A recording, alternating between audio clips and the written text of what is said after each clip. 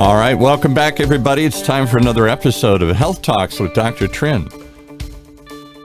The one show, maybe the only show to show you the path to a future, happier, healthier life. And today, well, we're talking the future is coming at you today here. We're going to talk about MDDAO, and we're going to talk about tokens, and they're going to explain all this to us, right, Dr. Trin? I'm only good at prostate exams. So as a result of that, I brought in, you guys have already met Helen and Steve on the OC Talk Radio before, the co-founders of MDDAO. And we'll let you know some exciting stuff coming, and an event next week that we wanted to invite folks to, which is Thursday, September 8th at noon. And we want to tell you why we're having that event. So take it away, guys. Who gets to talk first? Let's just do Elaine. She's good at explaining this stuff here. Well, give us a quick history of what MDDAO is for those that may have forgotten or didn't tune in before. This is an enterprise you guys created that does what? So what we created is actually with the goal of doing a medical metaverse. Right. But in order to create a medical metaverse, which is a long-term project, think about it as if we would create a city, you need to plan it first. Right. So MDDAO is really there as a decentralized autonomous organizations. That's what DAO means, DAO. Mm-hmm. And that's a new sort of what we had in the physical world as a co-op is now a DAO on the blockchain. So it is a decentralized organization. MD stands for medical, obviously, or doctors. Right. So MDDAO is actually the project that we have launched first to be able to crowdsource the ideas, the voice of everybody, the consumers, the medical professionals, the professionals in wellness, and institutions to say, what is wrong and what's broken with the current healthcare systems? Right. If we had a blank slate, how could that look? Think about when we decentralized the apps for the smartphones, how everybody started to find solutions to everything. Well, yeah, we right. believe that if we crowdsource the information, the voice, and the solutions that are around, we can create a blueprint that would be translated into the metaverse as a medical metaverse. Now, the first step was the MDDAO, because the MDDAO is the platform in which the community will gather electronically, obviously, digitally, right, online, in apps like Discords. We have a website that is going to be launched on September 26th. And all of that is to be able to have a forum of people that can provide us with information, and they will have the right to vote. It belongs to them. No one, it's a community-owned, decentralized autonomous organization. So therefore, the decisions in the DAO are made by the people that are members of the DAO. So that was the first step. So imagine if Facebook had set themselves up this way, where we all go and participate, and they create these forums and these places to share pictures and to stream live and for us to gather as a community, right? Share information and talk to each other in real time here. But it's their company. And we go in, they let us join for free, and then they take all our data and sell that and mine it, and that's how they make billions and trillions of dollars off of this. But we don't have any say as to, a lot of controversy these days. Who gets in? How much do you monitor this stuff and everything, or do you monitor it all? Anybody can say any racist thing they want to say, or any inflammatory thing that leads to violence. No, maybe we should moderate and control some of this. Facebook's deciding that. The government's thinking of stepping in and imposing some rules on them if they can't figure it out better. But they, as a company, are doing this. The members themselves don't get to vote and say, here's how we want this to be handled. Here's what we'd like to do. Much less the content and the stuff that's in there. Do they have, for a while they had podcasts. Now they've taken podcasts back out. I don't know why they put them in. I don't know why they took them out. But the members don't have any say about it. In a DAO, you're saying they would. Yes, exactly. All decisions would be voted, right? Yeah, of course, we would have a sort of a filter to what do you expose the top five, for instance, the top Yeah. five best solutions, or the top five problem that rose to the surface that you want to address, right? So then you are able to say, okay, these are the top five that constantly come back, or that really is a great solution.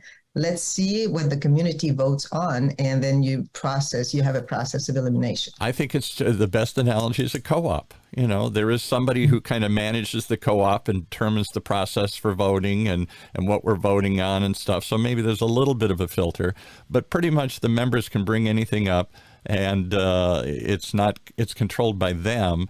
And they have somebody who manages it on their behalf and who monitors it and who measures it and whatever other administrative functions need to happen here. But the members ultimately get to decide. Even can the members vote you guys out? Or are you guys in for life here? Is this, I don't know. Can they take it over and take it in another whole direction? Who knows where this goes? I guess you're really opening yourself up because you're putting a lot of effort, time, energy, and money yourselves to creating this. And at some point, the members get some control over this. You give them control over what you've created. Many companies would like that, right? Yeah, right, exactly. Well, I only bring that up because it's a really fascinating idea. People are talking about creating DAOs in the real world. You're one of those creating it in the metaverse, in the virtual world here. What's the advantage? We'll go back to Dr. Tang here. Why do this virtually? Is it just convenience? I think it's convenience, really, and it allows us access to a larger geographic area. It's just like the metaverse also has the same sort of reach also. So you'll be able to have providers perhaps in like California providing care remotely. So that's the advantages of virtual. And is this aimed at anybody, or is this will there be young kids and old adults and people of every ethnicity in this? I mean, is there any filter? Is it just whoever decides to join this can come in? I think there's not going to be any prerequisites. Filters. There's going to be some filters for the professionals. So there'll be filters for the medical professionals as well as the allied or integrated medical professionals, just so we want to make sure they're vetted and they're who they are. Yeah, you don't have quacks in here or people who have questionable records or whatever. They're under investigation by the some board of something here or whatever. Yeah, we don't want someone who's like always doing like prostate exams all day long. So it's kind of like that. Okay? So Dr. Trin's out. It eliminates you, right? Dr. Trin's out. He doesn't do that all day. And for healthcare consumer, our goal is to create a big swath of what's representative of the American population. So yeah. Across all demographics, economic as well as social and ethnic. So there isn't any cost to admission, Dr. Trin? Anybody can sign up for this thing, whether you're, I don't have to pass a test. I don't have to meet a certain, criteria or something. I want in, I'm in. For the public. There's a cost to membership in order to get the right to vote. Okay. With that. So it's a one-time membership that gives you a lot of different options and benefits depending on the membership levels and all that. So it's like I always picture these condo projects in Manhattan. A lot of these buildings are condos. They're owned by the people.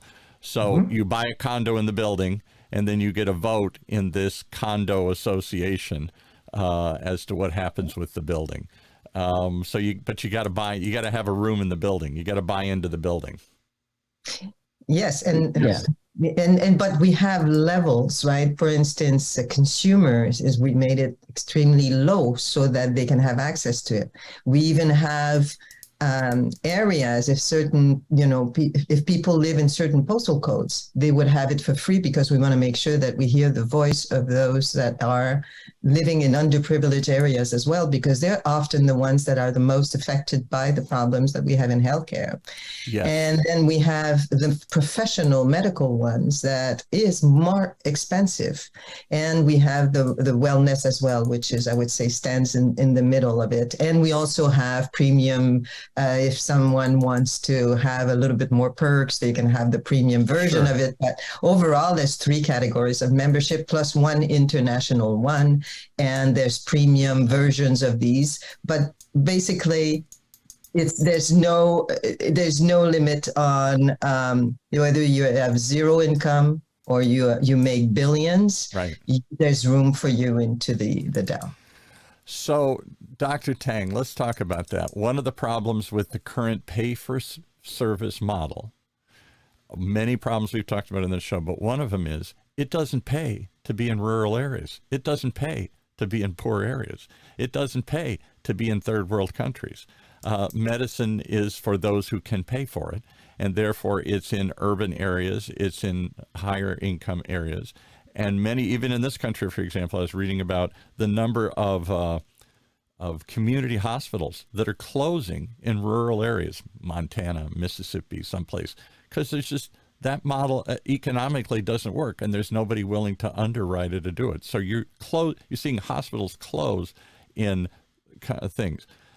I'm not saying that you can service people through a site like this, but maybe you can. Is this in any way a way to offset that? I guess what I'm getting at is as medicine shrinks, as medicine is just about money, then it shrinks from those places that it can't make money.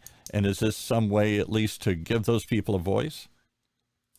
That's kind of like a loaded question, but yeah, I'm sort of guiding you in a direction, I guess, here. I don't know. I mean, I hadn't thought about that. She's talking about you live in a certain zip code, and we'll give you a different price. Maybe it's free or something, or based on income or something, or based on international. These are places that are underserved medically. No, absolutely. I think sadly, the American healthcare system is the way they're functioning is really not sustainable. So it is actually our time as medical professionals as well as consumers to sort of like reverse that paradigm and really think about how to deliver as well experience medical care. So our goal is to change the paradigm so that there's more preventative care, more universal care, and really put the patient at the center of the whole medical aspect. So our goal is to provide care that is more universal, whether or not, and it's sad that the rural, as well as not only the city too, because people have high deductible healthcare in the city, and it is a financial disincentive to actually see your doctor because you have to need a deductible beforehand. So I have patients actually who don't see us unless they have to. They have medical care and they have the commercial insurance, but they won't see us because it's too expensive. So there's a lot of barriers to care in the United States, not only in rural areas, but also in the cities. So we really have to sort of, as a community, think about how do we do this? It's not sustainable the way it is now. So how do we fix it? So our goal at MDDAO is to, first of all, gain insight and find out, as Helen said, what are the issues at hand, what are the shortcomings of the current system, but also find out what are the benefits of the current system, what's working. That's what we should use, right? And also, change the things that's not working. And most of the consumers as well as the professionals realize that the current system is not working. So let's fix it. But do we have the current stakeholders fix it, or should there be a different group of people fixing it? And that's the key behind this, Dr. Trin, because it seems like I get no say in this. I'm the consumer. I'm the one you're trying to serve, we the public. And yet we, the public, are just told this is the way it's going to be. We're not going to have a rural clinic anymore. Or, for example, here, we'll bring it back locally at Orange County. Big controversy when San Clemente shut down its community hospital. There is a hospital there that's sitting empty because the people who took it over, and I don't remember the group that took it over, decided it wasn't profitable enough. And the city has had numerous hearings saying maybe we take it over, maybe somebody else takes it over. And they can't find any takers. They can't figure out a perfectly good medical facility sits in this community, an affluent, upscale, aging community, but the numbers apparently just aren't there. And we just got something from the city the other day. They're trying to have some public hearings and some input, and they wanted us to promote this and talk about it because they're struggling. How do they serve the medical needs of their community without people having to drive 20 miles to a centralized hospital somewhere? Talk about that, Dr. Trent. I mean, is how do we get the people involved? Is this it? Public hearing was a good one. Get them involved from the floor up, from the patients. Because the city's struggling with this right now. I could show you the press releases they send me all the time. Please promote this. They created a little video about it and some other things. I think you can go to the city of San Clemente and find out about it. But they are struggling to get input and ideas. They have a desire. They might even have some money, but they don't know what to do.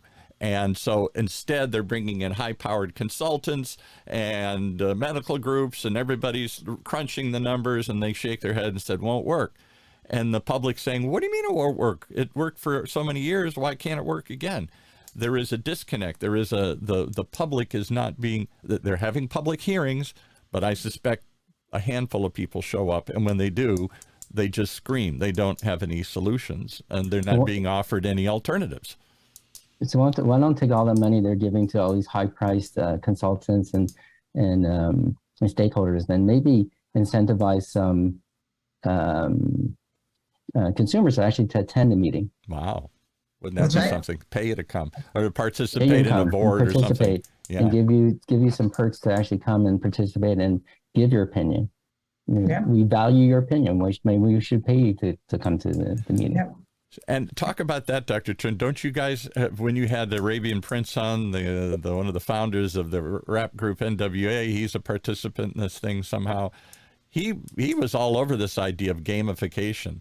Now, he was thinking at it as sort of incentivize you. Hey, you win tokens if you reach certain things. We're gonna sort of trick you. We're gonna sort of incentivize you. We're gonna give little carrots we're gonna turn this into a fun game to lose weight or to bring your cholesterol down or something else like that. Could that same gamification, or maybe it doesn't have to be a game, maybe it's just straight out, a paid advisory committee, but is that anything possible in your organization or any others where the people actually? It's the whole point behind this MEDV token. Aha. It's the token to provide rewards for healthy lifestyles and behavior. That's the MEDV token that's on the title of our event today. So tell me what a token is, Elaine. I get it sort of, but I don't get it. I know it's Bitcoin and there's currencies out there that I can't physically hold, but I can somehow spend it. My little grandson goes on Roblox, and it's this metaverse of game players and games and worlds he can explore. And he pays real dollars to get virtual coins, or sometimes he can earn those virtual coins if he does this, and this. They give him some coins, and then he buys virtual goods with it. He buys a little hat. He buys a little dog that follows him around. It just blows my mind. I'm trying to wrap my head around this virtual world of exchange. So talk about that a little bit.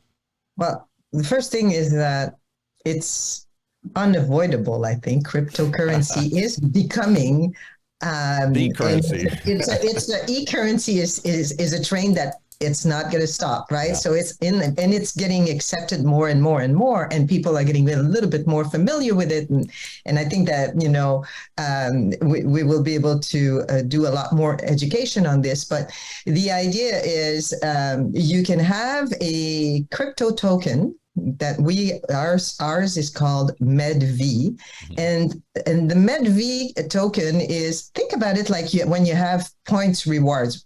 You understand points reward? We all get that, right? You all get that. I have airline rewards on my credit card, so after I do it, I get a free ticket at some point in time here, right? So let's swap the points for a moment and make it into a token. Yeah. So now suddenly you have a token. My token can be accepted as a currency, just like I take my points and I buy a plane ticket. I can actually buy services, and we already have like at least a dozen or 20 companies that will accept the MEDV token as a currency. But I can also, if they don't accept it, today there is apps that actually convert your token and you change it into real dollars. Wow. Now, the beauty of the crypto token that we're talking about is that it is a digital currency. Right.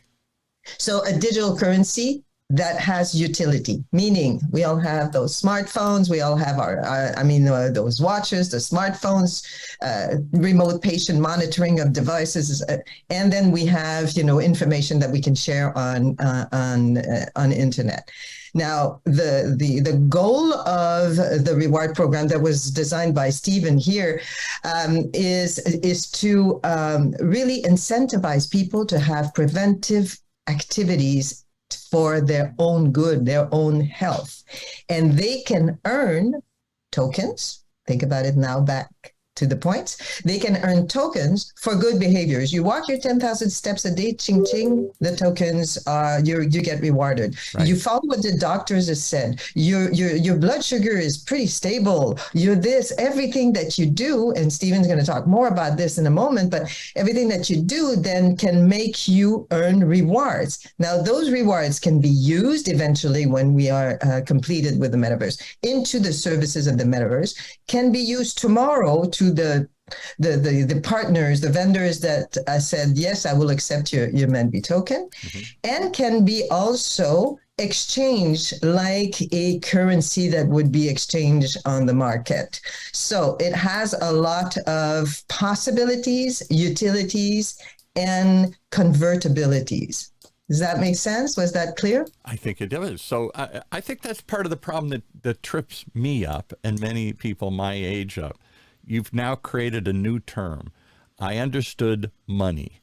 Then I understood credit and credit cards, which is a virtual system. Yeah. I hand you a piece of plastic and it deducts it from my account.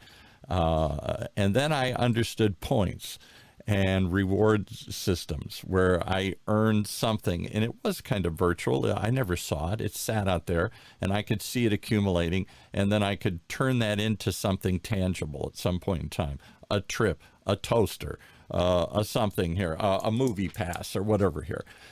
And now the whole world has switched to tokens. Is it just the same idea? It's an account of value that you build up and can exchange.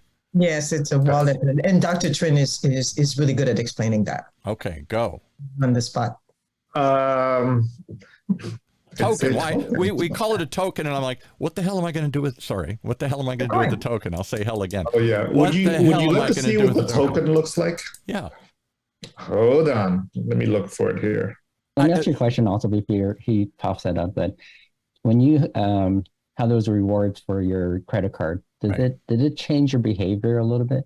Did you use that credit card a little bit more than the other credit cards? I did. And I'll give you a perfect example. The other day, I have one of these airline cards. There's the token.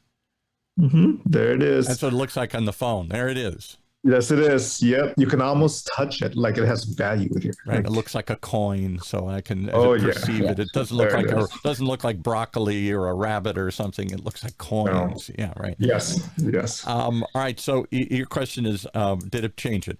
The other day, I have a JetBlue credit card for JetBlue. I also have them for Alaska Airlines. And one of them, JetBlue, is signed up with restaurants. So one of them, they said, hey, this month, you get twice as many points if you go to these restaurants. And I quickly looked up, because always looking for a restaurant to go to. I have a choice which restaurant to choose. And there was a restaurant nearby, a Thai restaurant, that I didn't know was in their program. And I went out to that restaurant. I was going to go to a restaurant anyway. They said, if you go to this one, you get twice as many points. I went there. It altered my behavior. And imagine now, if you would have walked there, you could have earned some MEDV token. Yeah, sure. So not only did you earn something that's tangible, but also that vendor earned marketing foot traffic. Amen. Because I hadn't gone to that restaurant, quite frankly, in a long time. Yeah. And So I probably would have gone somewhere else nearby. It was a little out of my normal foot or travel path. We like the restaurant, but because it's not sort of down the street or in my normal route, I end up going to these same restaurants that I'm used to. I changed my behavior and went to one that I like, and thought about it again and went there simply to earn some magical extra points towards something, a trip probably. Yeah. And that restaurant accepted your token or accepted your points also as a marketing tool for them. So it's a win-win for everybody. It really is. So I think if you think of it as points and get out of this term token, because that's what we're all looking at cryptocurrencies, and they've shot up to 90,000 and now they're down to 20,000. Here we're doing this in the middle of September in 2022. You'll listen to this 2 years later and say it was down to 20,000. It's 20 million again or something. I don't know. Or it's down to 20 cents. I don't know. But whatever it is, these things fluctuate wildly in value. Will the tokens that you establish, the points don't wildly thing. It's pretty much, I know how many points I got to earn to get a ticket on an airline, or to get a toaster, or to get a movie pass. It doesn't go way up or way down. But currencies themselves fluctuate wildly in value because people are speculating and they're bidding on them. So the speculation drives them up, the speculation drives them down. Is this a speculative currency, this token, or is this you kind of establish value for it up front, and then I can aspire, if I only walk 20 more times and got 20 more points, I could get what I'm looking for. So yes and yes and yes, but let me check. Okay. Let me start by saying there's a bit of a difference between a token and a coin, right? So a token is both a coin and a token, I would say, but a real coin would be 100% a currency. So then it falls into all of the rules and regulations of a currency, just like a bank would have. A token usually is linked to utility. So that means just like a reward programs, it can be both transacted and it can be converted, but it is a utility coin where you have, like reward programs it also easy to exchange and bridge between the, I would say, the digital world and the physical world. But it's still a market that the coin is listed. And that's where the terms ICO that we talked about at the beginning comes from, is that it means initial coin offering. So an initial coin offering is the digital blockchain term, I would say, to the introduction of a token or a coin to the market. Once the steps are done, you must have like the white paper to support your case. You, of course, have also a pool of money that supports this. And then you can also release the coins in, I would say, in not in sections, but in certain quantities. You pace the release of it so that there's not too much fluctuation that happens at the beginning, what we call, buy and dump. People buy a lot and then dump it and make money and leave. So when you are responsible people, which we are, you try to do it in a way that's going to sustain it. Now, there's a limited quantity of coins available, of tokens available. And so to make sure that the message was clear that everybody should have access to healthcare, we're releasing 7.9 billion tokens that will be on the market for life. And that represents the population of the world. So that it's to say that every single person should be able to have and earn a token. And that token can transform their lives by being able to have access to services, maybe not a physical MRI, but at least a lot of services that they can be. A seminar. What kind of services are we talking about initially? Telemedicine, a telemedicine exam with a doctor. Like Dr. Trin said so many times, 75% of things can be diagnosed without even having his digital finger on the pulse, as he likes to say here. Yeah, 75% can be diagnosed that way. It could be filtering, guiding people, educating them they're monitoring them as well, because today there's so many technologies that can remotely monitor, and I can send you a kit at home. You're going to take your own blood pressure and you're going to say, so it's like a visit to the doctor, but it's just done in a virtual way. So there's so many ways that we could do that now in the virtual world. Of course, when it's time to take a pill and be in a physical world for an exam, a CT scan or things like that, this is going to happen in a facility somewhere in near you. But a lot of it can be filtered first, and a lot of it can be educated first. And a lot of it, we believe that with the tokens, we can help people change habits. Most of the problems on the planet right now is about bad habits and pollution, yes, bad habits and genetic, Sure. that gets deformed over time. But the reality is, if you just eliminate bad behaviors, how many people would be healthier, right? And unfortunately, you got to incentivize them. It isn't just scaring them. You need to eat more vegetables. Yeah. You need to walk more. You need to do this. Yeah. I've heard that my whole life. Okay, Mom. Okay, Dad. One of these days I'll do it. I'll lose weight. I'll do all these things. But suddenly you give them an incentive to do it. And suddenly, as Dr. Tang alluded to, I change my behavior. Ooh, it's a little reward for doing something I should be doing. So you're tricking us into doing what we should do anyway. We're trying to make it fun also. So we're trying to make it fun and engaging, and we want to find ways to actually change lifestyles. So it's a lot easier to change a behavior before it starts than to change a behavior that's set in. Right. So if we can sort of redirect the flow so it's more preventative and really address it from a pediatric or even a young person sort of younger generation sort get of. Get them early. Get them early, prevent it, make it fun. Like most time, like medicine's not fun. Okay, let's face it. For Come on, it's fun on this show. We make it fun. Maybe Dr. On this Trin, show. It's fun, but like for myself, it's probably not. It's not fun. Okay, but how can we change that narrative so we can make it fun, more acceptable, more hit, more insightful. So how can we change something that? I want to do, not something just I need to do. Everybody's always telling me what I need to do. I only do things that I want to do. And I don't want to eat that food. I don't want to do that. I don't want to. So we're all 5-year-old and we have to say, oh, come on, this will be fun. It'll be an airplane. You're going to eat the vegetables. Just like you do with a little kid. You got to trick people and stuff. I'll tell you another way to trick them, and I'm sure you're going to do this, is what your other partner, Arabian Prince, talks about. Make it a competition. Isn't that kind of what Peloton and places like that have done? Ooh, look at me. I'm in the top 20%. If I only pushed a little harder, I suddenly feel good about myself. I'm a winner. Yeah, you're really winning because we're making you do something you should have done. You're not just doing it for the token. You're doing it for the prize. I'm number one. Yeah. So that's the implication of healthcare. So that's what we're trying to change, that little narrative, so it makes it fun, more gamified, more engaging. So let me see if I can summarize this as we come to the end, because I know Dr. Trin's got a hard stop here, and we had a little trouble getting on this morning, my fault. But one, you've created this DAO, a decentralized autonomous organization. This isn't just another group you're doing and you're asking everybody to buy into your program. You run it, you decide what's in, what's out. They just, as long as they like it, they'll pay for it. You're attracting them with that, but there's an extra attraction that they get some say in the future of the community. Let's do more of this. Let's do less of this.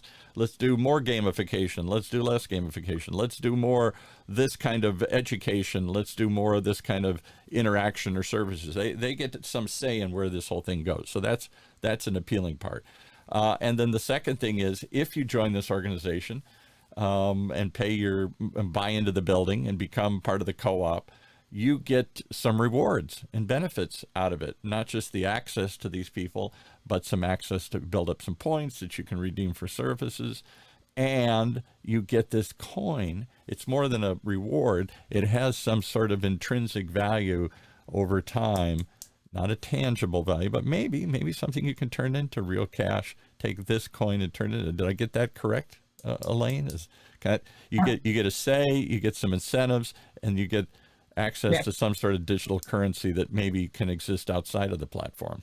Yeah, so the initial coin offering has a set price of what the coin is worth. And right now it's worth 0.00025 something cent. So it's very low.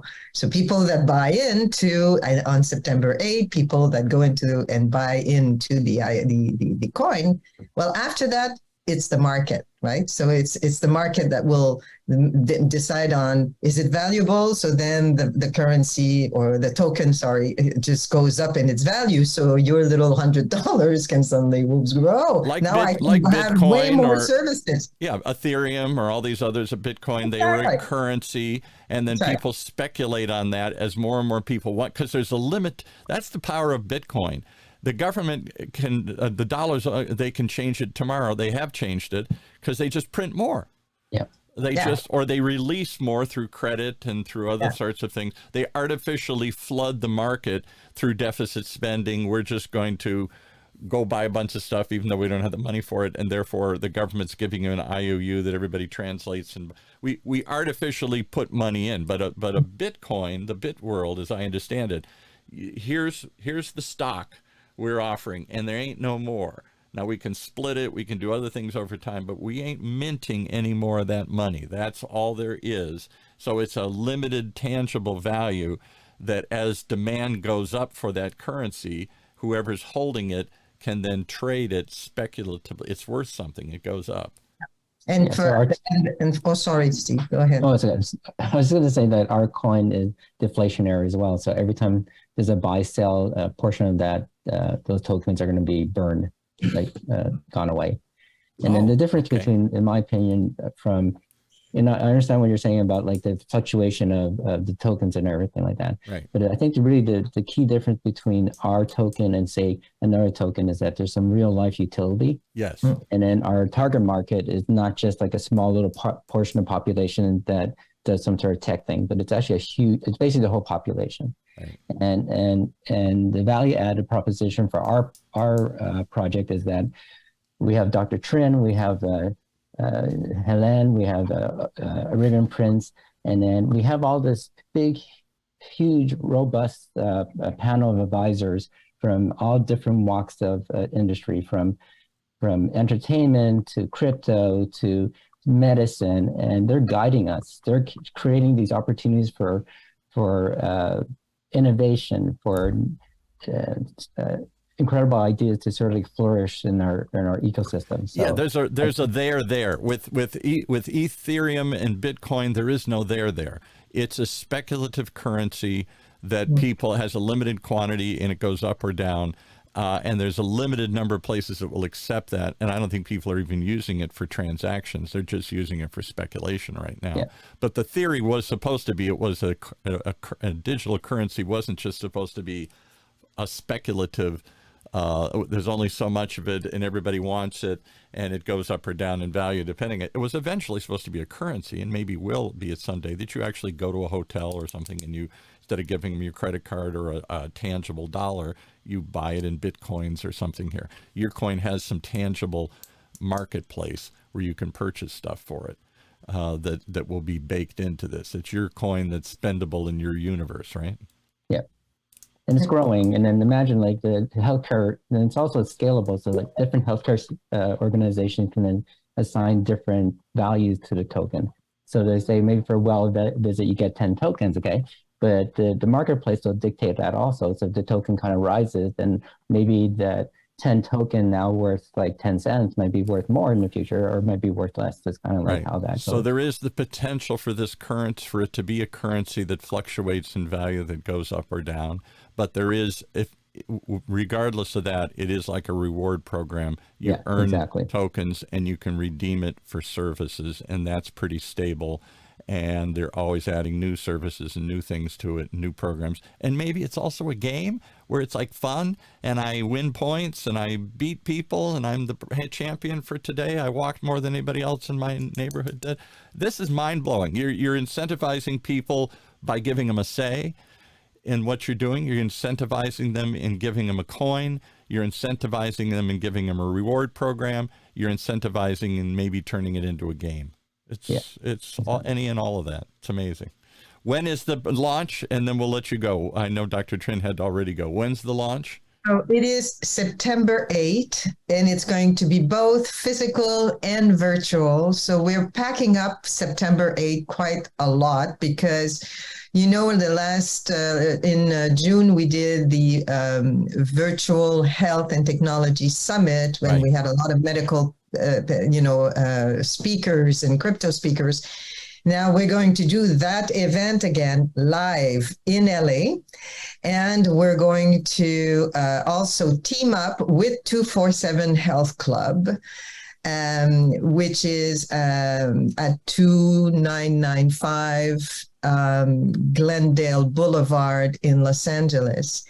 And they are organizing a big event as well that starts like in the morning. We even have like global renowned people such as Stéphane Legris, who is a guru of fitness that has over 500 fitness clubs in 30 countries. That he is also the fitness master of Meghan Markle and Nicole Kidman and Britney Spears and so many. I want to be in that club. So he's going to be there. He's going to give a lesson at 11 o'clock, so people can register and get that lesson. And he's going to speak at our event as well, and will be there to sign autographs. Many other celebrities are going to be there. People are invited to come live at the 247 Health Club.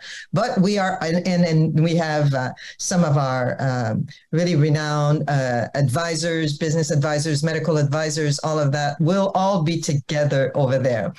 And we're streaming live on View Subs. So the ICO, the initial coin offering, will happen also live at the event and online streaming live. So it's going to be an amazingly packed day. And look at our social media. It's MDDAO, so MDDAO. All one word, MDDAO. All in one word, MV at the end. And when you go on LinkedIn, you go on Facebook, we are announcing there everywhere. So because there is no site yet for this. That's coming in September right now. So right now you're reaching out to your communities through social media and the accounts you social media, emails, and things like this. Later on this afternoon, we will open the first few landing pages that are for people to start preparing their profile to purchase the tokens in ICO on September 8th. There's a step to do before, and they can pre-verify their identity before, so that they then on the day of September 8th they will be able to actually buy right away and not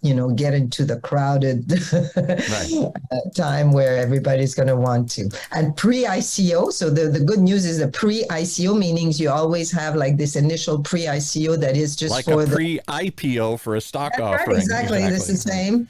We sold out in 5 days in pre-ICO, and that was a day before the deadline. So that was good news. So we expect to have a good turnout for the ICO. All right. So this is all day. Things go on. I can go up to Glendale and sit there in real life and watch these people and watch the live stream happen, and I can sit there in the interviews, and there's going to be interviews, podcasts, activities. Yeah. You're going to have giveaway stuff. Yes. Or any shoes and get ready to sweat. And when does that start? And when does that go through? If I want to go really drive up to Glendale and be there, that's a 24/7 Health Club, but where? When does that start? 247. Yeah, it's 247 Health Club, 2995 Glendale Boulevard in Los Angeles. Okay. And but that starts when? When does you can start as early at 9 o'clock if you want. The class with Stéphane Legris is going to be at 11. At 12 is when we start our MDDAO summit. Right. At 12:20 is when we do the ICO launch of the token. And then it's just one speaker after the other, and podcasts, and that's going to be throughout live the afternoon, right? You should come, Paul. You're going to have fun. I gotta figure out a way to be there. We do a live show at noon on Thursdays, so it's a problem for me to get away or get up there, but maybe there's someone. We'll talk offline about some other ways we can help promote this. All day till 5 o'clock. Yeah, we'll definitely have to do something from there in the afternoon, afterwards or something, maybe like at 1 o'clock or something. How's it going? We'll live stream this tomorrow. And we'll think about that. We'll talk about it. It's an exciting idea. It's one I still struggle to wrap my head around, but I think I understand it better today than I did before. People can join a decentralized autonomous organization that's aimed towards health, towards revolutionizing the healthcare industry. They can have real say in it. They can have a vote in how this thing turns out and this metaverse unfolds, and what services are there, what kinds of programs are set up. They get a say in it. They don't just get to participate in it, they get a say in it.